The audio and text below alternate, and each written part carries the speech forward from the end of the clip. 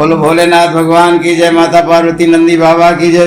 श्री शिवाय नमस्तुभ्यम, श्री शिवाय नमस्तुभ्यम, श्री शिवाय नमस्तुभ्यम। हर हर महादेव। अथाष्टविंशो अध्याय बैजनाथेश्वर ज्योतिर्लिंग के प्रादुर्भाव एवं महात्म का वर्णन। सूत जी बोले, किसी समय अभिमानी तथा मान परायण राक्षस श्रेष्ठ रावण पर्वतों में उत्तम कैलाश पर भक्ति पूर्वक शिव जी की आराधना करने लगा। जब कुछ समय तक आराधना किए जाने पर भी शिव जी प्रसन्न न हुए, तब शिव जी को प्रसन्न करने के लिए उसने दूसरे प्रकार का तप करना प्रारंभ किया। हे द्विजो, पुलस्त्य कुल में जन्म ग्रहण करने वाले ऐश्वर्य संपन्न वह रावण सिद्धि के स्थान भूत हिमालय पर्वत के दक्षिण में वृक्षों से भरी हुई भूमि में एक उत्तम गर्त बनाकर उसमें अग्नि स्थापित करके उसके समीप में शिव जी की स्थापना कर हवन करने लगा। वह ग्रीष्म काल में पंचाग्नि के मध्य में बैठकर, वर्षा काल में खुले चबूतरे पर बैठकर और शीत काल में जल के भीतर रहकर इस तरह 3 प्रकार से तप करने लगा। इस प्रकार उसने घोर तप किया, तब भी दुष्ट आत्माओं के लिए दुराध्य परमात्मा सदाशिव प्रसन्न नहीं हुए। उसके बाद दैत्यपति महात्मा रावण ने अपने सिर काटकर शिव का पूजन प्रारंभ किया। उसने शिव पूजन में विधि पूर्वक एक एक सिर काट डाला।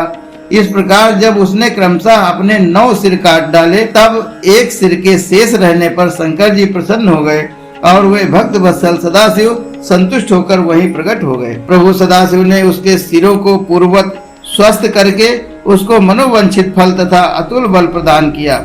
तब उनकी प्रसन्नता प्राप्त कर उस राक्षस रावण ने हाथ जोड़कर तथा सिर झुकाकर कल्याणकारी शिव से कहा। रावण बोला, हे देवेश, आप मुझ पर प्रसन्न हुए, मैं आपको लंकापुरी ले चलता हूँ। मेरी इस इच्छा को पूर्ण कीजिए, मैं आपकी शरण में हूँ। बोलो भोलेनाथ भगवान की जय, माता पार्वती नंदी बाबा की जय। सूत जी बोले, तब उस रावण के द्वारा इस प्रकार कहे जाने पर वे शिव जी परम संकट में पड़ गए और खिन्न मनक होकर उन्होंने कहा। शिव जी बोले, हे राक्षस श्रेष्ठ, तुम मेरी महत्वपूर्ण बात सुनो। तुम उत्तम भक्ति से युक्त होकर मेरे इस श्रेष्ठ शिवलिंग को अपने घर ले जाओ, किंतु तुम इस लिंग को भूमि पर जहाँ भी रख दोगे यह वहीं पर स्थित हो जाएगा, इसमें संदेह नहीं है। अब जैसा चाहो वैसा करो। सूत जी बोले, उन शिव जी के इस प्रकार कहने पर राक्षेश्वर रावण ठीक है ऐसा कहकर उसे लेकर अपने घर चला। इसके बाद शिव की माया से मार्ग में ही उसे लवशंका की इच्छा हुई। जब पुलस्त्य का पौत्र वह सामर्थ्यशाली रावण मूत्र के वेग को रोकने में समर्थ नहीं हुआ, तब उसने वहां एक गोप को देखकर उससे प्रार्थना कर उस शिवलिंग को उसी को दे दिया।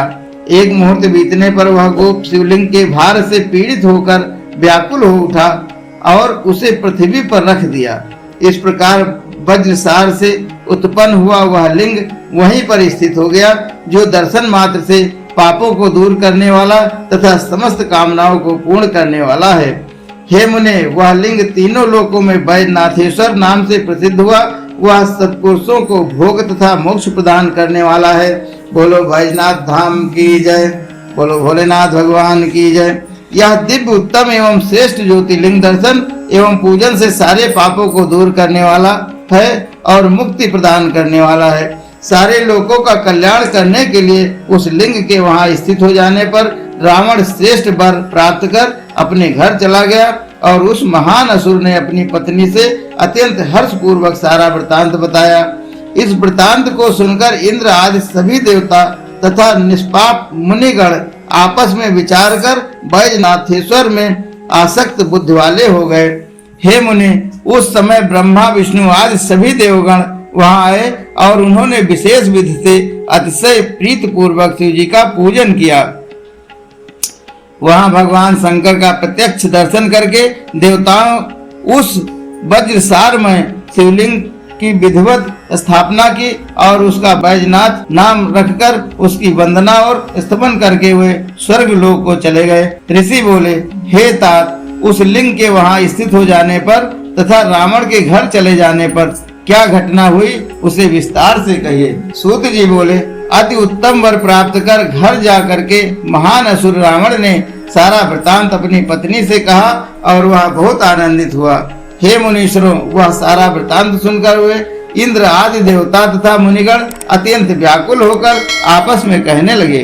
देवता बोले, यह दुरात्मा रावण देवद्रोही, खल तथा दुर्बुद्धि है। शिव जी से वरदान पाकर यह हम लोगों को बहुत अधिक दुखित करेगा। हम लोग क्या करें, कहाँ जाएं? अब फिर क्या होगा? एक तो वह स्वयं दुष्ट है, दूसरे अब वरदान प्राप्त कर और भी उद्धत हो गया है, अतः हम लोगों का कौन सा अपकार नहीं करेगा। तब इस प्रकार दुखी हो इंद्रादि देवता एवं मुनिगण नारद जी को बुलाकर व्याकुल होकर के पूछने लगे। देवगण बोले, हे मुनि सत्तम, आप सभी कार्य करने में समर्थ हैं, अतः हे देवर्षि देवगणों के दुखनाश का कोई उपाय कीजिए। यह महाखल रावण क्या क्या नहीं कर डालेगा। हम लोग इस दुष्टों से सर्वदा पीड़ित हैं, अतः अब हम लोग कहाँ जाएं? नारद जी बोले, हे देवताओं, आप लोग दुखी मत होइए, मैं जा रहा हूँ और कोई उपाय करके शंकर की कृपा से देवताओं का कार्य अवश्य करूँगा। बोलो भोलेनाथ भगवान की जय, माता पार्वती नंदी बाबा की जय। भोलेनाथ आइए, माता साथ लाइए, मेरे जीवन को सफल बनाइए। भोलेनाथ आइए, माता साथ लाइए, मेरे जीवन को धन्य बनाइए। हर हर महादेव, हर हर महादेव। सूत जी बोले, ऐसा कहकर वे देवर्षि नारद रावण के घर गए और उससे सत्कृत होकर प्रीत से उन्होंने वह सब कहा। नारद जी बोले, हे राक्षसों, तुम धन्य हो और श्रेष्ठ शिव भक्त हो। हे तपोधन, हे रावण, तुम्हें देखकर मेरा मन आज बहुत अधिक प्रसन्न हुआ। अब तुम शिव आराधन संबंधी अपने संपूर्ण वृतांत को करो।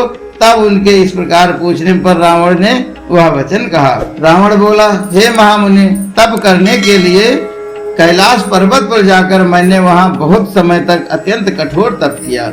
हे मुनि, जब शिवजी प्रसन्न नहीं हुए तब वहां से आकर मैं पुनः वृक्ष समूह के समीप दूसरे प्रकार से तपस्या करने लगा। ग्रीष्म ऋतु में पंचाग्नि के मध्य रहकर, वर्षा में स्तंड साई होकर और शीतकाल में जल के मध्य में रहकर 3 प्रकार से मैंने तप किया।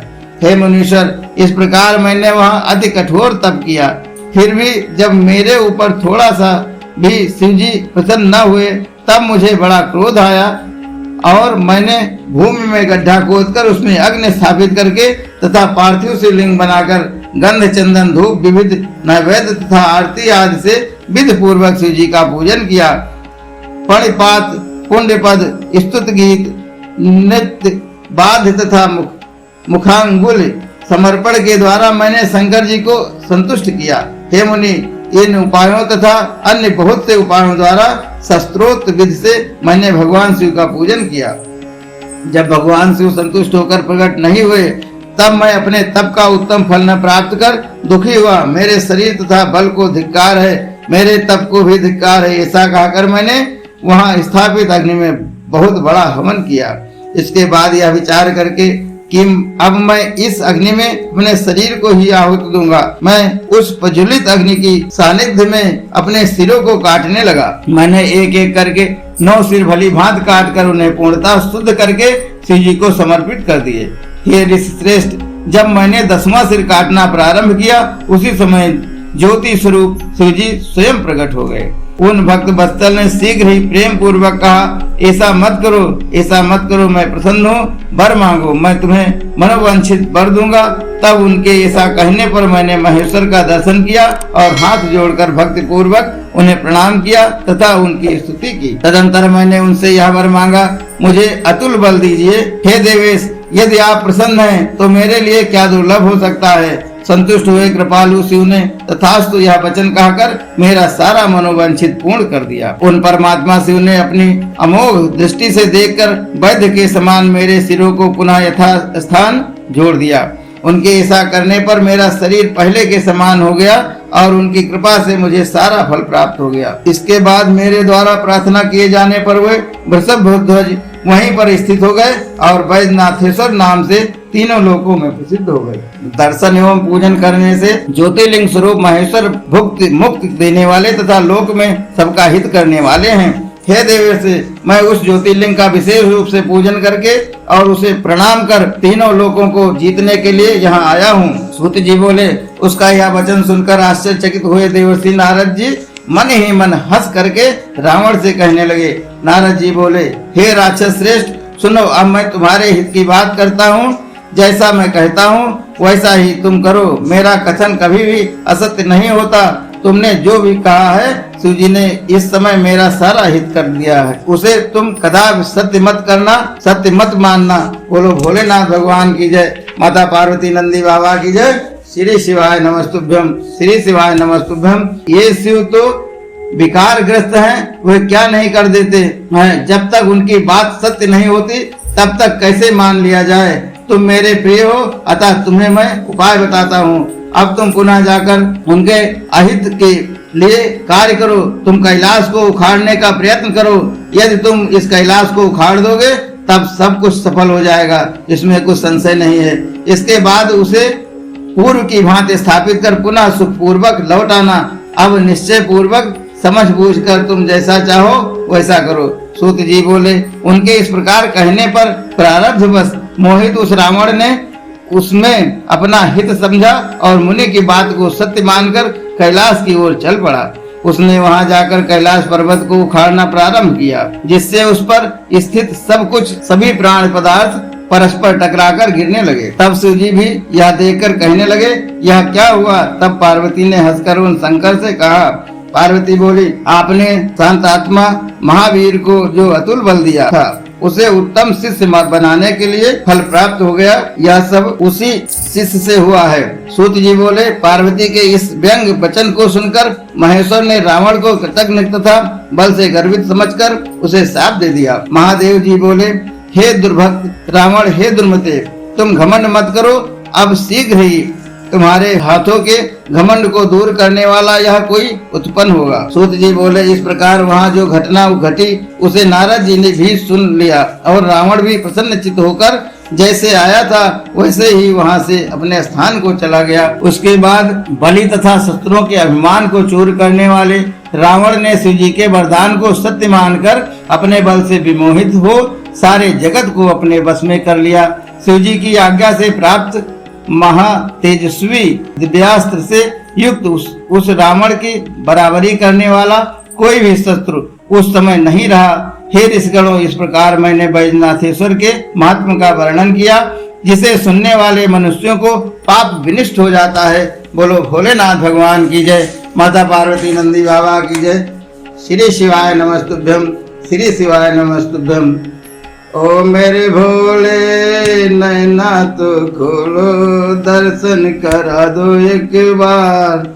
ओ मेरे भोले नैना तो खोलो, दर्शन करा दो एक बार। दोबारा फिर आऊंगी, दर्शन करा दो एक बार। दोबारा फिर आऊंगी। सिर भोले के गंगा विराजे, सिर भोले के गंगा विराजे। सिर भोले के गंगा विराजे। गंगा नहला दो एक बार, दोबारा फिर आऊंगी। गंगा नहला दो एक बार, दोबारा से फिर आऊंगी। हाथ भोले के डमरू विराजे, हाथ भोले के डमरू विराजे। हाथ भोले के डमरू विराजे। अरे डमरू बजा दो एक बार, दोबारा फिर आऊंगी। डमरू बजा दो एक बार, दोबारा फिर आऊंगी।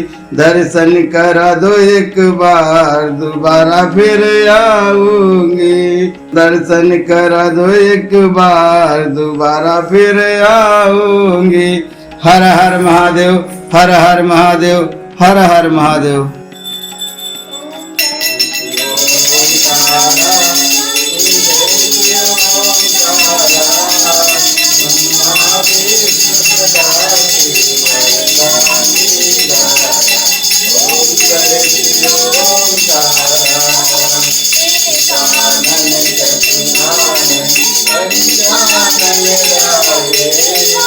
हरि